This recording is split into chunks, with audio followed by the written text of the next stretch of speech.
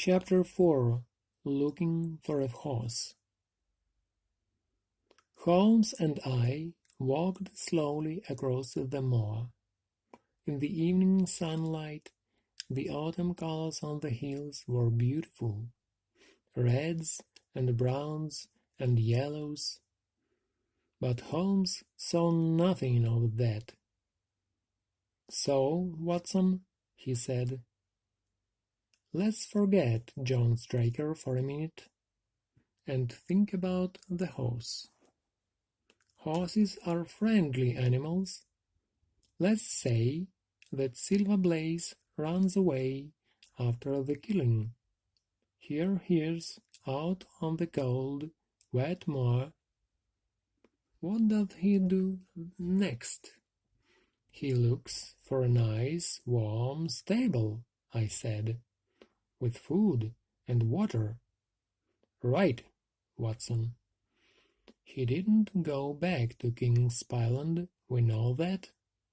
But there is another stable not far away at Capleton. Perhaps he went there, and the way to Capleton, Watson, is down this hill. Let's go." We walked quickly down the hill, and at the bottom we found a small river and some very wet ground.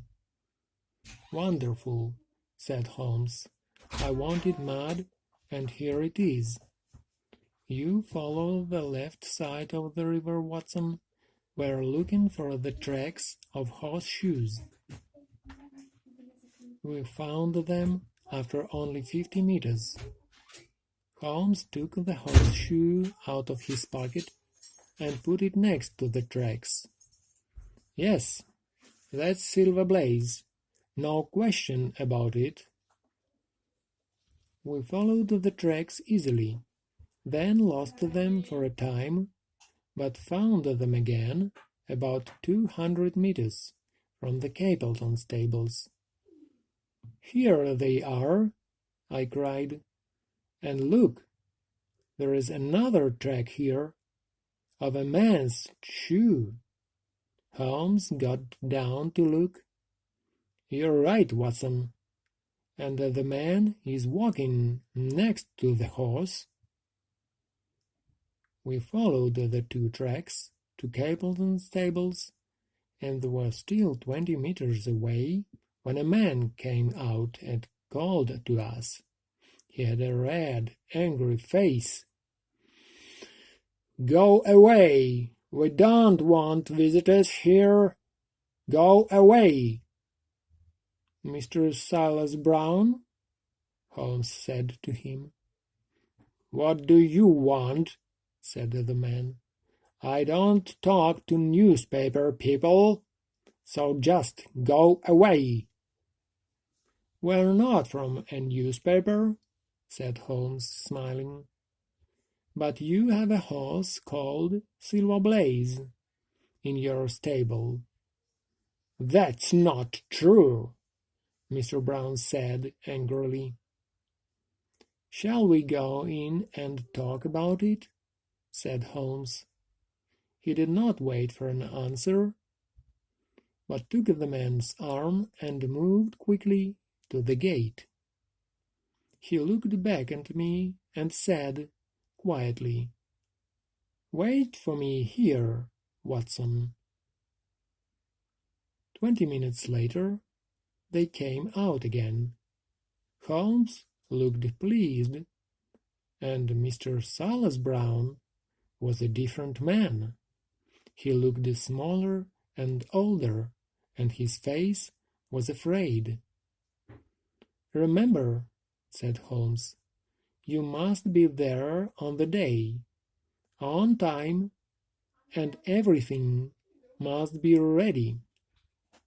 "Yes, yes," Silas Brown said quickly. "You can be sure of it." "Oh, yes, you can be sure of it." "Good," said Holmes. "Well, goodbye for now." Holmes and I then began to walk back to the King's Island along the road.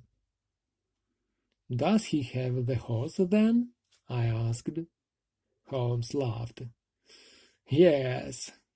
He said no at first, of course, but he's afraid of the police. He doesn't want them to know about this, and I can help him with that." "But why didn't the police find the horse?" I asked. "Inspector Gregory said they went to Capleton." "Oh, it's easy to change the color of a horse's coat." Holmes laughed again. "Gregory is a good policeman, but I don't think he knows much about horses." "And why did Brown tell you?" I said. "When I walked through the stables with him," said Holmes, "the ground was muddy, and I saw the tracks of his shoes in the mud." "You remember those tracks on the moor?"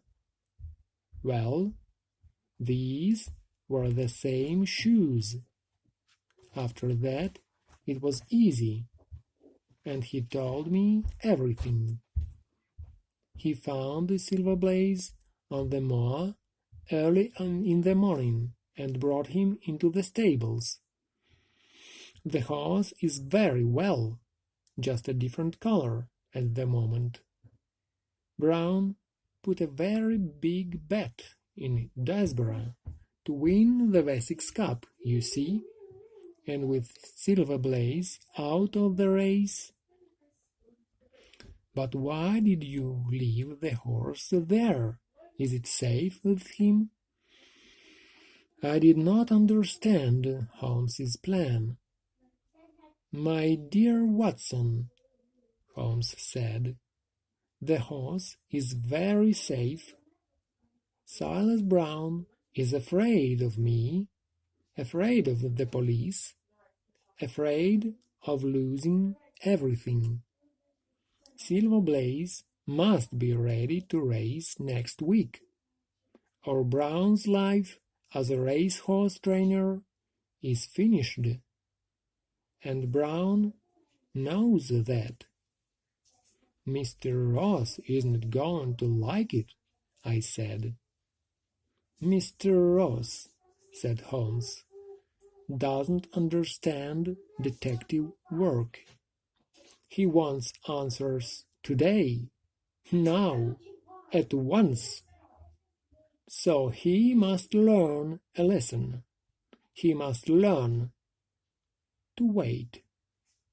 Say nothing about Silver Blaze for the moment, Watson." Back at King's Island, we found Mr. Ross and Inspector Gregory in the trainer's house. "An interesting visit," said Holmes. "But my friend and I must go back to London by the midnight train." The inspector and Mr. Ross stared at him, and I saw that Holmes was right about Mr. Ross. "So, our famous London detective can't find poor Straker's killer?" Mr. Ross said. "Or my horse?" "It's a difficult case, that's true," said Holmes quietly. "But your horse is going to run in the Wessex Cup next Tuesday. You have my promise on that." "A promise is a wonderful thing," said Mr. Ross, "but I would like the horse better than a promise."